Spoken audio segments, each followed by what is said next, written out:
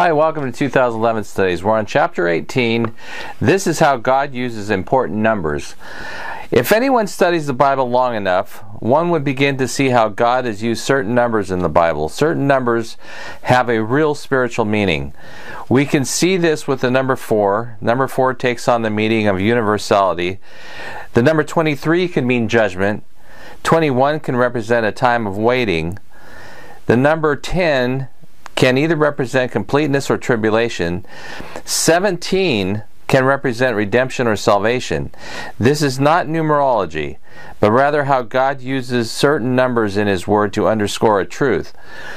Not only do certain numbers have a spiritual meaning, but they are as every bit a part of God's inspired Word. Certain larger numbers, such as 153, can hold factors that will explain what the larger number means. Let's start off with the number 153. We will cover other numbers within the scripture as well. 153, great fish. Jesus told his disciples to cast the net to the right side after a night of catching nothing. When they did, 153 great fish were brought to shore. John 21:3. Simon Peter saith unto him, I go a-fishing. They say unto him, We also go with thee. They went forth, and entered into a ship immediately, and that night they had caught nothing. John 21:4. But when the morning was come now, Jesus stood on the shore. But the disciples knew not that it was Jesus. Then Jesus said unto them, Children, have ye any meat? They answered him, No. And he said unto them, Cast the net on the right side of the ship, and ye shall find. They cast therefore, and now they were not able to draw it in for the multitude of fishes. It is recorded that the disciples caught 153 great fish. This is John 21:10. Jesus said unto them, Bring of the fish which ye have caught, which ye have now caught. Simon Peter went up and drew the net to the land full of great fishes, 153. And for all there were so many, yet the net was not broken. Besides this being one of the many miracles of Jesus, it was also to illustrate a point. Why 153 great fish? Why not 162 or 175 great fish? The number 153 breaks down into 3 times 3 times 17. These factors have meaning. 3 is almost always the purpose of God. The number 17 in the Bible is the price of redemption. Jeremiah 32:6. And Jeremiah said, The word of the Lord came unto me, saying, Behold, Hanameel the son of Shalom, thy uncle, shall come unto thee, saying, Buy thee my field that is in Anathoth, for the right of redemption is thine to buy it. How much was the right of redemption? The land was purchased for 17 shekels. Jeremiah 32:9. And I brought the field of Hanameel, my uncle's son, that was in Anathoth, and weighed him the money, even 17 shekels of silver. And I subscribed the evidence, and sealed it, and took witnesses, and weighed him the money in the balances. This illustration by Jesus was showing the disciples that they would indeed become fishers of men, as the number of the catch, 153, would show the price of redemption. Matthew 4:18. And Jesus, walking by the Sea of Galilee, saw 2 brethren, Simon called Peter, and Andrew his brother, and casting a net into the sea, for they were fishers. And he said unto them, Follow me, and I will make you fishers of men. And they straightway left their nets and followed him. So that's the number 153. Now we're looking at number 18, being bound and captive. Besides 18 being associated with the number 666, it is also used with the event of the woman who was bound by Satan for 18 years. Eventually, she was freed from Satan by Christ. Luke 13:10. And he was teaching in one of the synagogues on the Sabbath, and behold, there was a woman which had a spirit of infirmity 18 years, and was bowed together, and in no wise could lift herself up.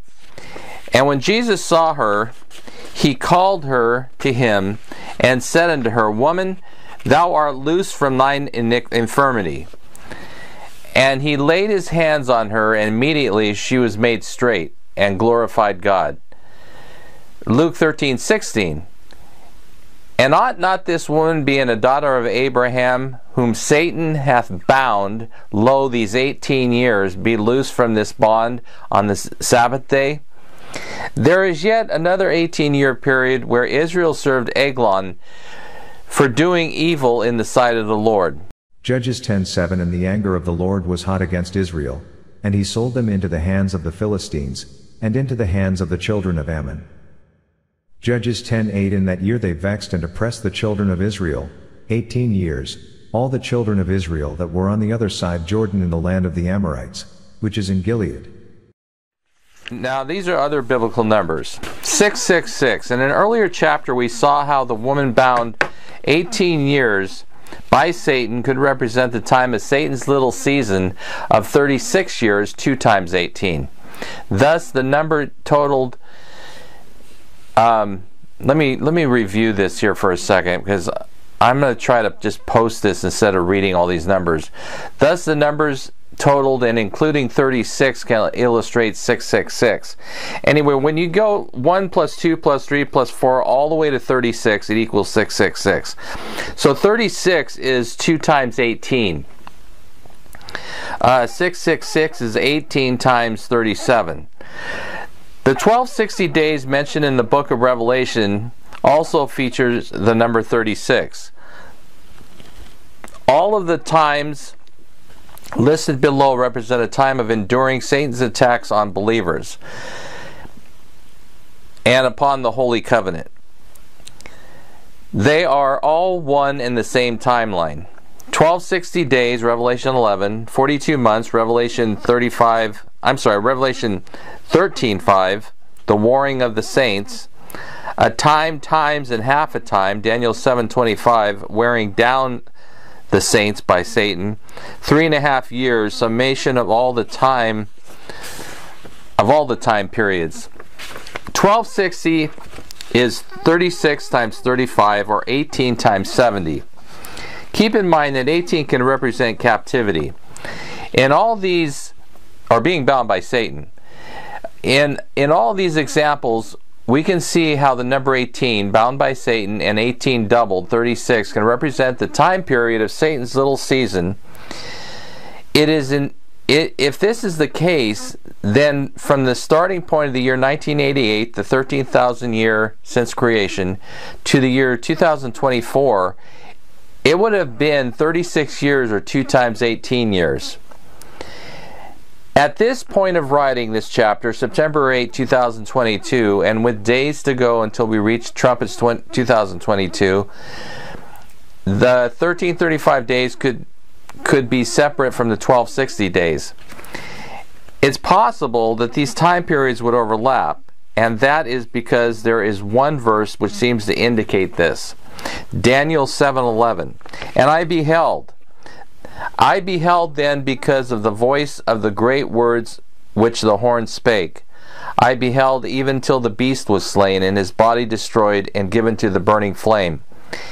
And as concerning the rest of the beasts, they had their dominions taken away, yet their lives were prolonged for a season and a time. A season and a time could bring us right to the year 2026. That is, of course, if in the year 2024 their dominion is taken away. We do know the believers take back the kingdom and consume and destroy the kingdom of Satan unto the end. As of this writing, we are in the summer of 2022, so we do have a little time before we may see major changes in the year 2024. If it happens to be that we pass 2026, then the qualifying years of 2027 trumpets and 2031 Pentecost will be the next group of years to fulfill the 1335 days of Daniel 12. Now that's the number 15 is next. The number 15 is very associated with the flood of Noah's time. The waters prevailed 15 cubits upward for 150 days. 15 times 10. Genesis 7:9. And the waters prevailed exceedingly upon the earth, and all the high hills that were under the whole heaven were covered. 15 cubits upward did the waters prevail, and the mountains were covered, and the waters prevailed upon the earth 150 days. Hezekiah's life extension was also 15 years. Hezekiah's extension of life does seem important. The 15-year extension past the 13,000th anniversary of the flood in 2011 lands us in the year 2026. 2 Kings 26. And I will add unto thy days 15 years, and I will deliver thee and this city out of the hand of the king of Assyria, and I will defend this city for my own sake, and for my servant David's sake. Even the words of Hezekiah's joy seemed very related to Esther's letters in peace and truth. He was glad that truth and peace, kind of reversed, he was glad that truth and peace would be in his remaining years. Letters of peace and truth, and even the language of truth and peace, can reflect the importance of the gospel going into all the world. 2 Kings 20:19. And said Hezekiah unto Isaiah, Good is the word of the Lord which has spoken. And he said, Is it not good if peace and truth be in my days? Now he was granted that 15-year extension. And the point is that this 15 years from 2011 to 2026 could be significant. The extension period from 2011 to 2026, 15 years, will be highly significant with the gospel going forth into all the world. This will be especially true during the 1335 days and even the final 133.5 days, 1/10 past Pentecost 2026. And that would land us on the last day of Tabernacles in 2026. This does seem like the time for God's short work, Logos. There is also a psalm which mentions a time when mercy and peace, truth and righteousness will be seen. Truth will spring out of the earth, and righteousness shall look down from heaven. Who living in this time of crooked past does not want that? Psalm 85:8. I will hear what God the Lord will speak, for he will speak peace unto this people and to his saints. But let them not turn again to folly. Surely his salvation is nigh them that fear him, and glory may dwell in our land. Mercy and truth are met together. Righteousness and peace have kissed each other. Truth shall spring out of the earth, and righteousness shall look down from heaven. Yea, the Lord shall give that which is good, and our land shall yield her increase. Righteousness shall go before him, and shall set us in the ways of his steps. We hopefully will see Psalm 85 come to pass during the 1335 days. Most likely, it will be from 2024 onward. The number 23. The number 23 takes on a meaning of judgment in the Bible. Nadab and Abihu died when they offered strange fire before the Lord. The males numbered among them were 23,000. There was no inheritance given to them. Numbers 26:61. And Nadab and Abihu died when they offered strange fire before the Lord, and those that were numbered of them were 20 and 3,000, all males from a month old upward. For they were not numbered among the children of Israel, because there is no inheritance given to them among the children of Israel. 2,300 overthrown in the wilderness in one day. 1 Corinthians 10:8. Neither let us commit fornication, as some of them committed and fell in one day 23,000. 2,300 days of desolation. Daniel 8:13. Then I heard one saint speaking, and another And another saint said unto that certain saint which spake, How long shall the vision concerning the daily sacrifice and the transgression of desolation to get both the sanctuary and the host to be trodden under foot? Daniel 8:14. And he said unto me, Under 2,300 days, then the sanctuary shall be cleansed. 4,600, 2 times 2,300 people went into the Babylonian captivity during the 23rd year of the king of Babylon. 4,600 is 2 times 2,300. 2,300. Jeremiah 52:30. In the 23rd year of Nebuchadnezzar, Nebuzaradan the captain of the guard carried away captive of the Jews 745 persons. All the persons were 4,600. 127. The kingdom of God. 127 is a very curious number in the Bible. As mentioned earlier, as we saw how King Ahasuerus ruled over 127 provinces. Now this is Esther 1:1. Now it came to pass in the days of Ahasuerus that Ahasuerus which reigned from India even to Ethiopia over 127 provinces. In those days, when the king Ahasuerus sat on the throne of his kingdom, which was in Shushan the palace. 127 also was the age when Sarah died. Like Abraham being called the father of many nations, Sarah was called a mother of many nations, in which kings would come from her. This is interesting, since there is a spiritual aspect to both Abraham and Sarah's promise given by God. Genesis 17:15. And God said unto Abraham, As for Sarai thy wife, thou shalt not call her name Sarai, but Sarah shall her name be. And I will bless her and give thee a son of her. Yea, I will bless her, and she shall be a mother of nations. Kings of people shall be of her. The storyline of Esther is how the kingdom of God defeats the evil placed upon God's people by the destroyer, who is Haman. Since it is recorded that Ahasuerus ruled over 127 provinces, then this number may have some real significance with the kingdom of Christ. Let's review the timeline of the birth of Christ to the year 2026.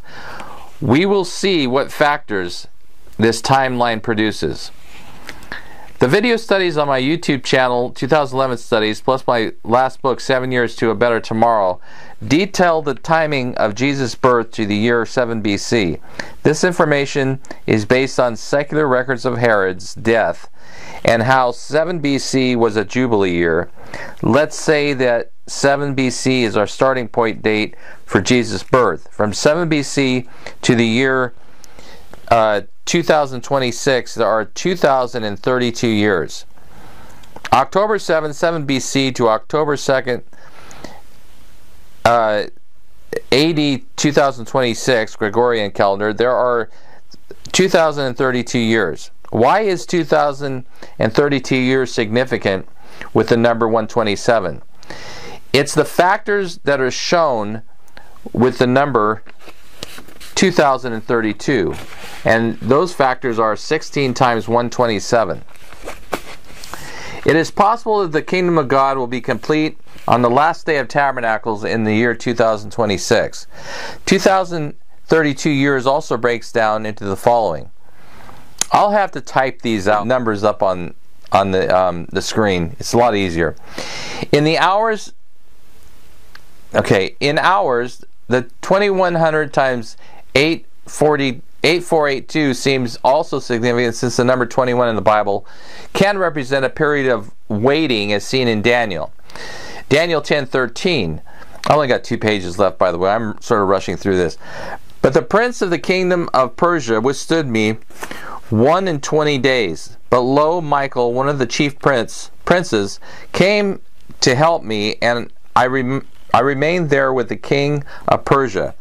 Now I am come to make thee understand what shall befall thy people in the latter days, for the vision is for many days.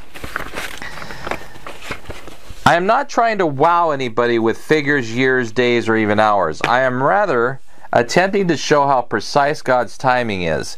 If 2026 is the year that God has chosen to usher in His kingdom, after the 1335 days from 2022 trumpets to 2026 Pentecost, then these timelines can show the great detail of all this. If you hear someone say, Jesus is going to come at any time, so just be ready, remind them that God is not random. If God came in the fullness of the time in 7 BC, the fullness of the times, plural, may very well be the year 2026. Okay, so this shows how 127 shows up from the birth of Christ to the year 2026.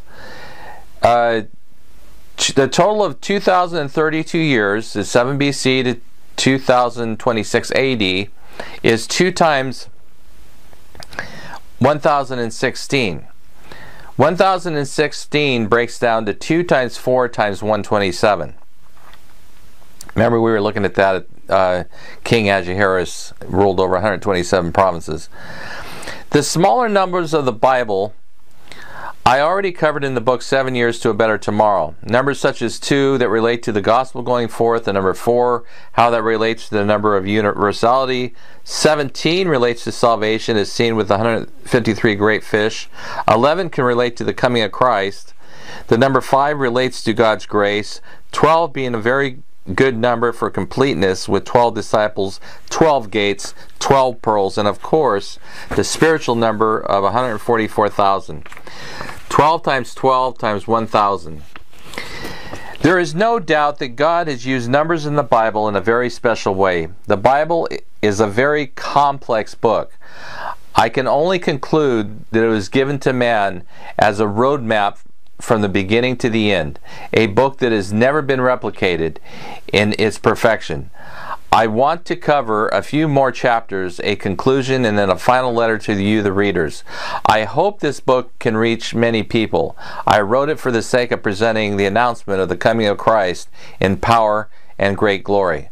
And I'll end with this verse. Matthew 24:30. And then shall appear the sign of the Son of Man in heaven. And then shall all the tribes of the earth mourn. And they shall see the Son of Man coming in the clouds of heaven with great, with power and great glory. Okay, so that's it for this chapter. This is chapter 18. And what a day that's going to be. Man, I think about that all the time.